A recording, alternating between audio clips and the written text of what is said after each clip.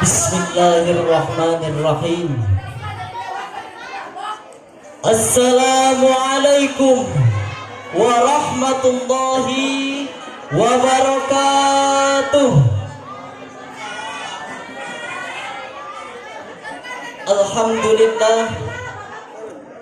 Alhamdulillahilladzi qaddara alaina bimtisari awamirillah wa farrada alaina liiqamati syari'atil islamiyyah.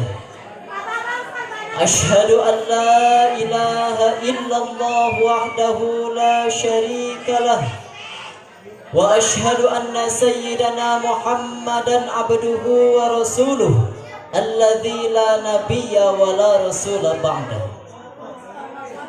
Allahumma fasalli wa sallim wa barik ala man da'a ila siratil mustaqimah wa ala alihi wa ashabihi wa man ijtahada li iqamati dinillahi ila yaumil qiyamah. Amma ba'du. Faqad qala Allah ta'ala fi kitabihil azizil karim. A'udzu billahi minasy syaithanir rajim. Bismillahirrahmanirrahim. Afa hukmal jahiliyyati yabghuna wa man ahsanu minallahi hukman liqaumin yuqinun. Wa qala an-nabiy sallallahu alaihi wasallam, la tazalu ta'ifatun min ummati zahirina 'alal haqqi hatta ya'tiya amrullahi ayyasa'ah. Sadaqallahul azim wa sadaqa rasuluhun nabiyyul habibul karim wa nahnu insyaallahu minasyahidin wasyakirin walhamdulillahi rabbil alamin. Hadirin ma'asyiral muslimin rahimakumullah. Mari kita tengok selayang pandang ke belakang, membuka kembali catatan sejarah tentang peradaban Islam yang berawal dari hijrahnya baginda Rasulullah sallallahu alaihi wasallam dari kota Mekah menuju kota Madinah. Berbagai macam prestasi mampu diraih oleh umat Islam, mulai dari penaklukan kota Mekah yang dipimpin oleh Rasulullah sallallahu alaihi wasallam, penyebar luasan daerah kekuasaan Islam di bawah kepemimpinan Khulafaur Rasyidin, bahkan sampai pula pada penaklukan dua imperium besar dunia, yakni Persia dan Romawi, yang sekaligus mampu mengantarkan agama Islam sebagai sumber peradaban baru di pentas dunia. Dengan Al-Quran yang menjadi asas sekaligus supremasi hukum yang mengatur tatanan kepemerintahannya, menjadikan Islam semakin kuat dan kokoh dan membawa agamanya menuju pada puncak kejayaannya.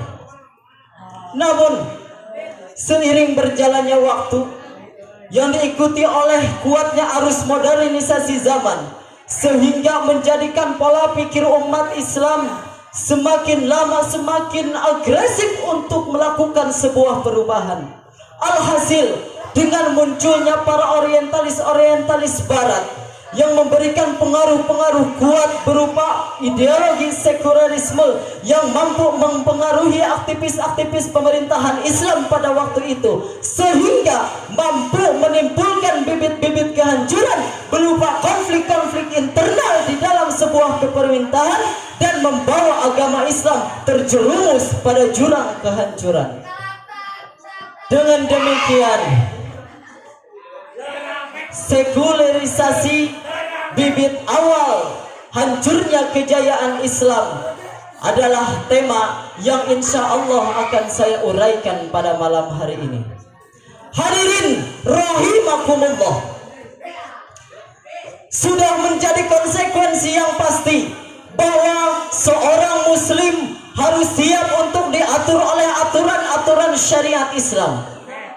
Baik itu berupa peribadahan, akhlak, muamalah, termasuk politik-politik yang membangun bangsa dan negara pun harus siap berada di bawah aturan-aturan syariat Islam. Sehingga dengan tegaknya nilai-nilai keislaman secara kafah di dalam setiap aspek kehidupan umat manusia, hal tersebut akan membentuk satu nilai kesatuan dan persatuan yang kelak akan membawa agama Islam menuju pada puncak kejayaannya. Allah Subhanahu wa taala berfirman, "Afa hukmal jahiliyati yabghuna wa man ahsanu minallahi hukman liqaumin yuqinun." Apakah hukum jahiliyah yang mereka kehendaki, sementara tidak ada hukum yang paling baik di dunia ini kecuali hukum Allah Subhanahu wa taala. Melalui ayat tersebut Allah Subhanahu wa taala menegaskan bahwasanya tidak boleh bagi umat Islam untuk memegang hukum, memegang aturan kecuali aturan-aturan Islam. Baik itu dalam mengatur tatanan kehidupannya ataupun mengatur tatanan kenegaraannya, setiap aturan-aturan yang mereka pakai selain hukum Islam itu akan ditolak secara kafah. Maka dari itu, realitas sejarah telah menggambarkan pada pertengahan abad ke-9 yang merupakan abad keemasan bagi umat Islam, di mana eksistensi Islam melambung tinggi ke langit. Penaklukan kerajaan Bizantium menjadikan prestasi paling baik sepanjang masa, sekaligus membukakan pintu gerbang untuk membentangkan kejayaan Islam menuju kejayaan yang merebak ke seluruh dunia. Sehingga dengan tingginya nilai kesatuan dan persatuan yang didasarkan pada kuatnya keimanan yang ada di dalam hati setiap individu umat Islam, membuat agama ini menjadi kuat atas dasar persatuan dan kesatuan yang dilandasi oleh asas-asas agama yang berdasarkan Al-Quran sebagai hukum yang pasti ada dalam negara tersebut. Lantas dengan munculnya ideologi-ideologi sekularisme seperti hadirnya Islam Nusantara, publikasi radikalisme terhadap aktivis-aktivis Islam, bahkan yang paling baru hadir yakni penggantian bahasa Assalamualaikum yang diganti oleh ucapan salam Pancasila yang termasuk ke dalam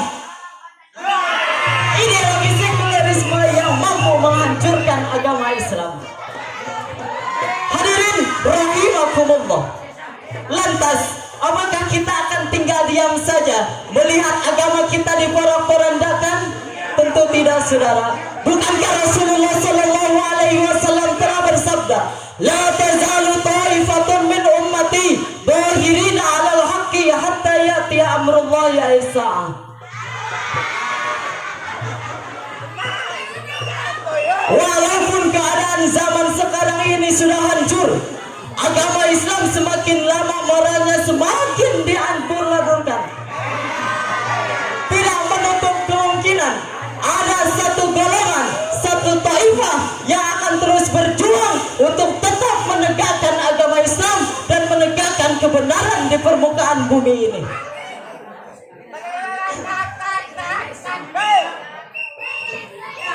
Rupanya dari awal sampai akhir dapat ditarik sebuah kesimpulan bahwasanya